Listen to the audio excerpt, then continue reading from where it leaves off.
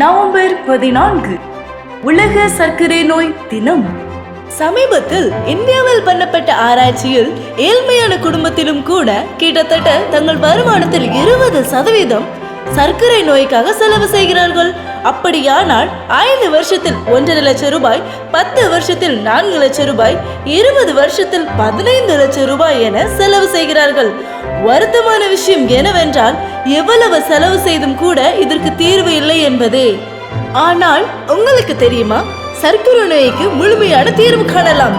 ஒரு முறை சர்க்கரை நோய் வந்துவிட்டால் கடைசி வரை அதில் தான் வாழ வேண்டும் என்பது அவசியமே இல்லை.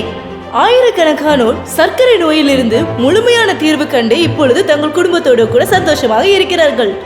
எனவே தாமதம் பண்ணாதீங்க, உடனே ரெஸ்டோரேஷன் ஹெல்த் கேருக்கு கால் பண்ணுங்க, புக் பண்ணுங்க, சர்க்கரை நோயிலிருந்து விடுதலை பெறுங்க.